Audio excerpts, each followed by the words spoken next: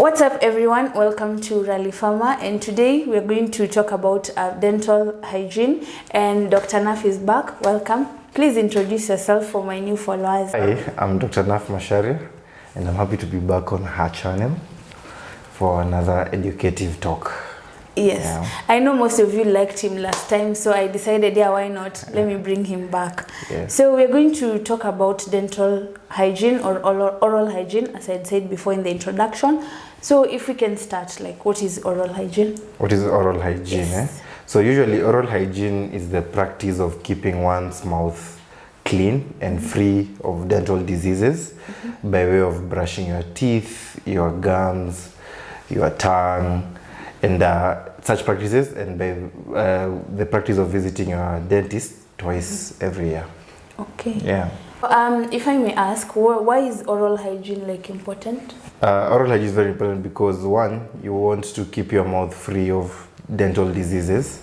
As you all know, the mouth is the gateway to the body. Yeah. So if you have toothache, if you have bad breath, a lot of people are not able to function, their esteem is affected, you're not able to eat. That affects your input on your day-to-day activities. So it's very important to keep your oral hygiene top-notch. Yes. Yeah. Okay, so earlier on you've talked about good oral practices. Yeah. So now you can dive into them, explain to us what they actually mean, one by one. Well, okay, that's okay. Yeah. So we'll start with the most important thing. That everyone should do every day, which is to brush your teeth. Twice every day. Twice every day. That's the most important oral hygiene practice. Twice every day, in the morning and in the evening, and usually after meals. I know we're going to discuss that afterwards, but I recommend after meals, twice every day. That's an oral hygiene practice. Number two, you need to visit your dentist twice every year, every 6 months. Usually there is some dirt that accumulates in the mouth that you cannot clean out with your toothbrush. So we need to clean that out for you twice every year. Wow. That's number two. Okay. Yeah. Number three, you need to get fluoride applied in your teeth at least once every year. Fluoride is also a very catchy topic because some people know fluoride for causing fluorosis. Yeah. But then if it's administered in a therapeutic manner and in the right way, one, it strengthens your teeth. Two, it reduces sensitivity. And three, it improves the quality of your teeth. Okay. Yeah. Okay. Yeah. And then the other practice is to brush. I talked about brushing, but people don't brush the correct way. Yeah. You know, some people just go 1 minute, they are done and they are gone.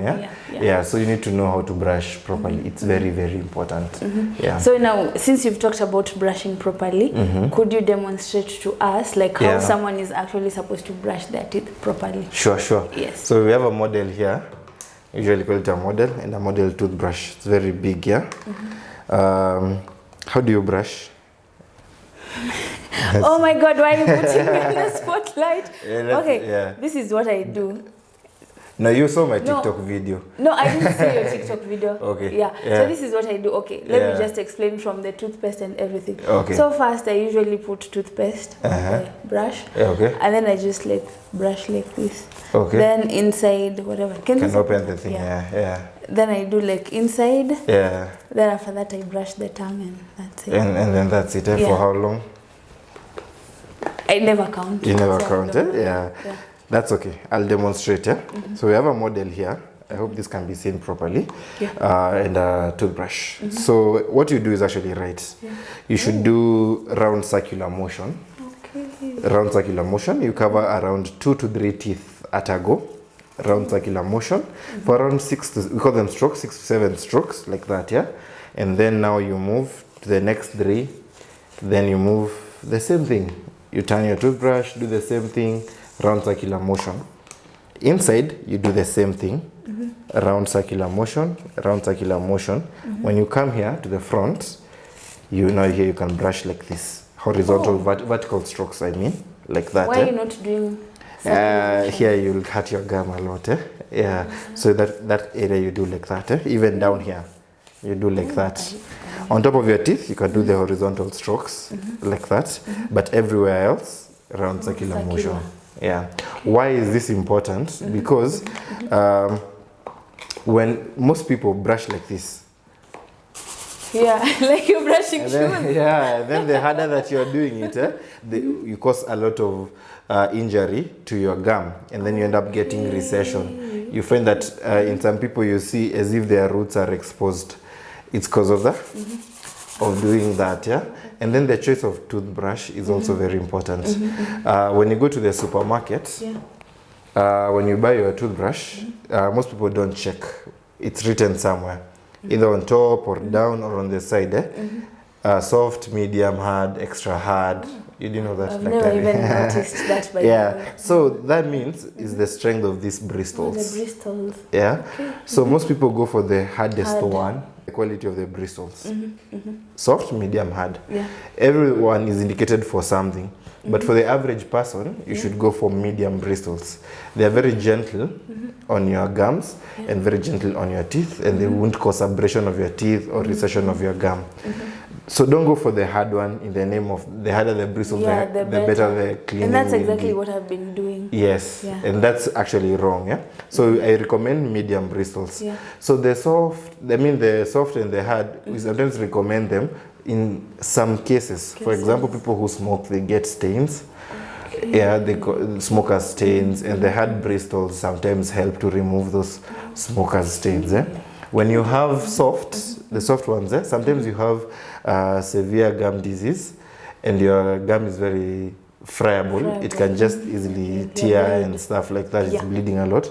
So in such cases, sometimes we recommend you to use a soft toothbrush. Yeah, but for the average person, you make sure you get the medium bristle toothbrush. Oh, okay. Yeah. And what about the electrical one?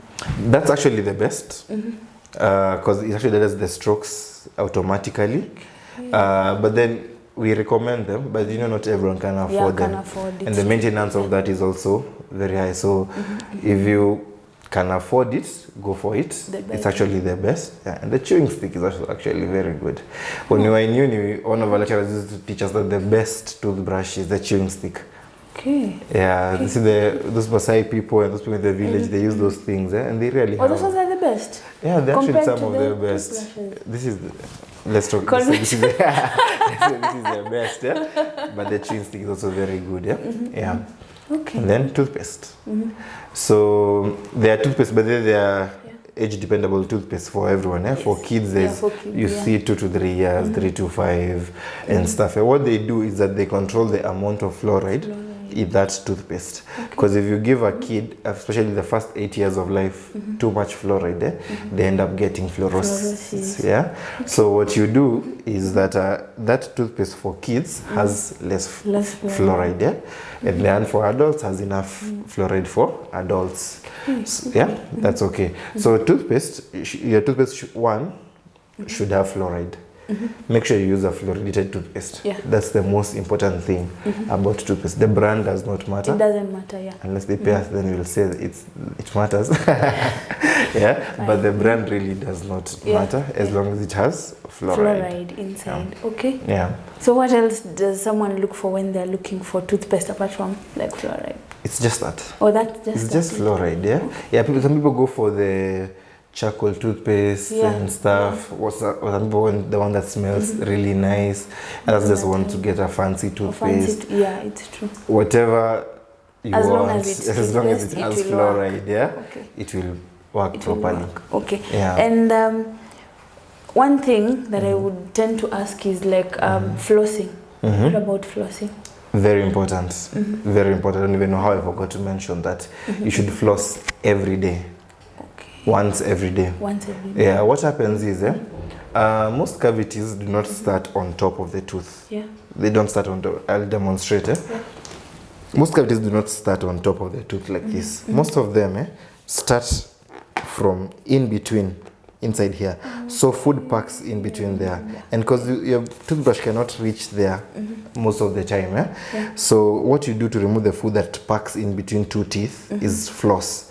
So you find a cavity starts in between these two teeth. It spreads inside. Then one day you bite something hard like nuts or something or sweet, then it gives way, and then now you say you have a cavity. But essentially it had started in between, and that's why flossing is very important, because you want to remove the food that packs in between teeth. So you should floss every day. There's usually 2 types of floss, yeah? Let's start with that. There's a string. Okay, a floss is a string. Yeah. So there's one, the string is by itself, and then there's floss with a handle. I don't know if you've ever seen. So I usually find the one with a handle easier to use and a bit more hygienic, rather than most people forget to wash their hands. To go put the whole thing inside your mouth. Really, it's not good. The one with the handle is easier because you just put it, and it's easier to handle. So you just floss like that, And then the other handle part, most companies have made that look like a toothpick. So where you feel like you need to pick something out, you'll be able to do that. So there's an all-in-one. I should actually show you a floss, but I'll show you before we finish. I have an example of one. So there's also other factors with floss. Some have the string can be waxed or non-waxed. It's a whole dental school lecture that really doesn't matter. As long as you get floss and you floss every day, you should be fine. Okay, so this is somehow weird and awkward. Don't judge. I've seen some people use the string of their clothes as a floss. No. For real, like I've seen, like it's common practice. I mean, people do that all the time. No, you see so that, is that right? No, it's not right. That floss is made in a way that it's able to go in between. It won't harm your gum. Okay. This cotton, it's cotton, most cotton, that will harm your gum. It will stop dirt, then you'll keep on impinging dirt inside the gum and stuff, Get the floss. So you, who does that? I'm on a December daktari. No, I've just seen it like as a common practice. Friends, family, that's why I decided to ask. So let's buy those flosses and ditch those pieces of cloth. So we talked about brushing our teeth, and I wanted to ask, like, is there a time frame between like when you've eaten and brushing your teeth? Because I read somewhere they were saying something about acidic foods, and so you can just comment on that. That's true, So usually I'll start what it means. So when you eat, you require some time for the food that you eat to be converted into an acid. That acid is the one that attacks the tooth. You understand? It's the one that attacks the tooth to cause to cause cavities. To cause cavities. So that's where now what advice comes in. There are so many schools of thought with regards to this. Some people talk about you should brush after you eat. Others talk about brushing before you eat. But that's actually wrong. You should brush after eating, because what you do, when you brush then you eat, you leave this food in the mouth. It's true. Okay, and then now the bacteria in the mouth comes, attacks the food. They produce the acid. The acid demineralizes the tooth, and then you get the cavities. So you should brush after you eat. Okay. Yes. And can you brush immediately after eating? Yes, it's recommended. Or there's no problem with doing that? There's no problem with doing that. Okay. Sure. And then for mothers who have babies, like after how long should they start like teaching their children on like brushing their teeth or wiping their children's gums or something like that? Recently I'm seeing so many young kids coming in with a lot of cavities. Usually it's a disease, usually called early childhood caries. There's a neglect for kids and their oral hygiene, and it's good that you brought that up. Immediately the first tooth comes out in the mouth at 6 months. You should brush it, you should clean it. You usually one tooth? Yes, that one tooth. That one tooth is very important. So you should clean it with a piece of cloth, because essentially toothpaste, brush at that age, not really. So that one tooth, you clean it. That's okay. Then there are moms, let me not attack moms, there are parents, because their dads will bring up kids as well. There are parents who forget, who put the milk, the bottle feeding milk in their mouth, and then they leave it there and let the child sleep. So what happens is this milk will pull around your teeth, around the kids' teeth overnight or during their naps during the day. And you know milk has sugar as well, carbohydrates I mean. So the bacteria in the mouth will attack the milk, and then you find your kid at 1 year, 2 years, 3 years getting a lot of dental caries. So it's called, we usually call it nursing bottle caries, because you always forget the milk in the mouth. So you shouldn't do that. The child should not sleep with that in the mouth. So let the child take the milk. Once they fall asleep, remove, wipe the teeth, and let the kids sleep. Let the kids sleep. Oh, yeah. Good advice there for mothers and parents out there. Mothers, please don't come for me. Don't crucify me. But it's good general advice for them. And then now you also need to teach your kid how to brush from an early age, from when they can hold a toothbrush. What you do, you can let them brush. Some kids really enjoy brushing for themselves and they don't want to be brushed for, but you can also brush for them afterwards, until they've come to an age where you feel like they can actually brush by themselves and they can actually do it correctly. Because now you find most parents they're quite busy, they're looking for money, jobs, it's demanding, so sometimes they sit, they're tired, they're watching news, and they're like, have you brushed your teeth? Yes. And then they let them go. They don't even check if the kid has brushed the teeth. So it's good to take your child's oral hygiene personally and ensure that they brush properly and they maintain good oral hygiene. And the amount of toothpaste that someone is supposed to use, how much toothpaste can someone use? Is there like an overdose or an underdose? So you can just tell us like that. Usually this comes, it's very important. I have a toothbrush here that I used to demonstrate to my patients on the amount of toothpaste to put. How much do you put? I stop putting put a lot. I can put for you by then. Let me you'll show me afterwards because I know you'll smudge all this thing here. So usually you're supposed to put a pea size. Oh my God, that's not enough. That's enough, And I have a different school of thought from a lot of people. When you put a pea size like this, you see this, you won't have to rinse afterwards. Because there's that discussion that's going on. Should you rinse after brushing or not? You see, if you put this and you brush for 2 minutes, it will form, the foam will disappear, you'll spit. And if you rinse, you can just rinse once. You don't have to rinse a lot of time. Because we said we need, this thing has fluoride, and that's the most important component of toothpaste. We want the fluoride to remain in the mouth so that it can be absorbed. So if you rinse all of it out, you've rinsed all the fluoride out. Okay, so once someone brushes, they're supposed to spit it out ideally. Yes, you spit it out. You can rinse once or twice, but not 5 or 10 times. Some people don't like the taste of toothpaste in their mouth, and that's okay. But you know why they don't like the taste of toothpaste in their mouth? Because they do this. This is exactly what I do. That's what you do. This is exactly what if you put all this in your mouth, it will be so bitter. You'll have to rinse so many times, and all this is not important. Okay. The more you form toothpaste in your mouth, it's not the cleaner your teeth become. It's how you brush your teeth. How many times you brush in a day? For how long? For how long? Okay. It's not you go for really hard bristles and then you go for all these toothpaste in the name of you want your teeth to be cleaner. It doesn't usually work like that. So doc, you stop putting. So ideally, let me ask. So you have a budget every month for toothpaste because you're like. How long is this toothpaste supposed to last? Like if used correctly, how long can it last? I actually don't know about that. But if you use this is like a small one. This is a sample, but a tube should last you maybe a month or so. This tube a month. This is like one. No. This is for demo. The average toothpaste. The average toothpaste should probably last a month or something. But it also depends. If you are alone, you can even stay 2 months. But if you I'm saying like if you are alone, and you're using that. Okay, that's fine. Amount should be fine. It really is just the amount, pea size, pea size. That's the amount of toothpaste you should use, so that you don't have to rinse so much afterwards. And lastly, now I'm putting myself on the spotlight. So if I use it again, and then I rinse, then I feel like it's not clean yet. Then I add another one. Is that bad? You can do that, but it's not really important. What you need to do is at least brush for more than 2 minutes. Okay. If you brush for more than 2 minutes, round circular motion, the way I showed you, you don't have to brush again.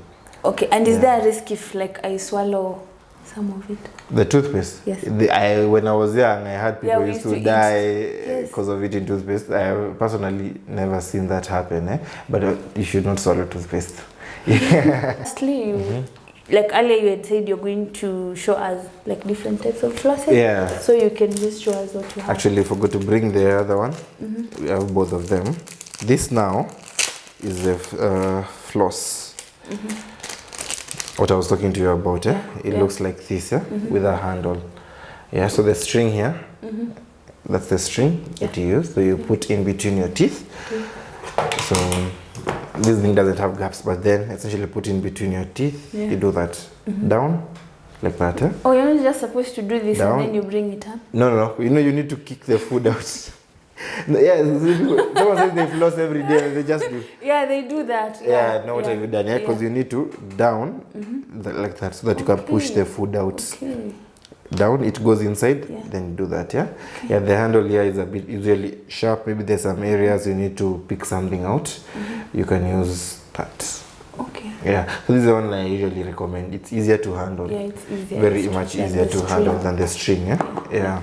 Doc, thank you so much for this demonstration. And lastly, anything that you want to add, any parting shot about oral hygiene that you want everyone to know? Yeah, I really want to insist that you visit the dentist twice every year.